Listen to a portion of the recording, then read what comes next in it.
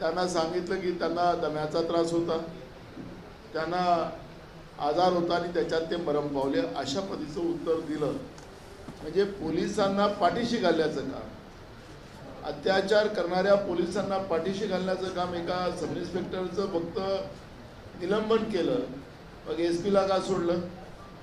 ज्या पोलिसांनी त्या मानवडकर नावाच्या महिलेला ज्या पद्धतीनं मारलं, तुमच्या माध्यमातून दाखवलं जात होतं. आता महिलेला पुरुष पोलीस मारताना आपण पाहतोय. महाराष्ट्रामध्ये जंगलराज निर्माण करण्याचं काम गेल्या 2.5 वर्षात जे झालं त्याचा परिणाम आपण पाहिला. बीडच्या घटनेमध्ये आपण पाहिलं की रेती माफिया आणि त्या माफियांच्या रूपानं सरकारचा राजश्रय असलेली गुंडा प्रवृत्तीची लोक, त्याला सरकार कसं पाठीशी घालते आहे हे मुख्यमंत्र्यांच्या उत्तरात आपल्याला पाहायला मिळालं. मी म्हणालो काल पण की एक निष्णात वकील जसं असतो, त्याचा क्लायंट त्याला वाचवण्यासाठी वकिलाचा जो प्रयत्न कोर्टामध्ये चालतो, तशा पद्धतीचं उत्तर आपल्या मंत्रिमंडळात असलेल्या एका मंत्र्याला वाचवण्यासाठी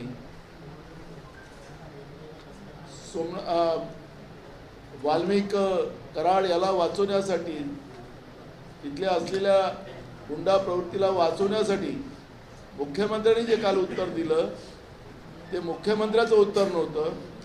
एका वकिलांनी आपली क्लायंटची बाजू न्यायालयामध्ये मांडण्यासारखं झालेलं होतं.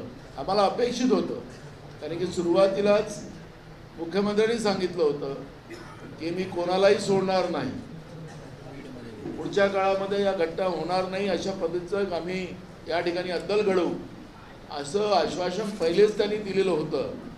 पण कालच्या उत्तरामध्ये आपले सहकारी जे त्यांचे दल आहेत, त्या दलांना ते घाबरतात का आणि त्यांच्या मंत्र्यांवर कारवाई झाली तर आपलं सरकार पडतंय का, ही भीती मुख्यमंत्र्यांच्या मनात आहे का, हा प्रश्न या ठिकाणी निर्माण झालेला आहे.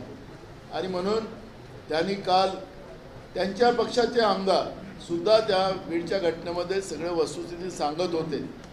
आज तर एका आमदारांनी पुन्हा अजून एक घोटाळा त्या मंत्र्यांचा आणला की पीक विमा योजनेमध्ये सुद्धा एक आता त्याचंही मोठं रॅकेट महाराष्ट्रामध्ये तत्कालीन त्या काळात ते कृषी मंत्र्यांनी केलेला आहे, असं त्या पद्धतीचा आरोप त्यांच्याच पक्षाचे आमदार धस त्यांनी त्या आज विधानसभेत मांडलेला आहे.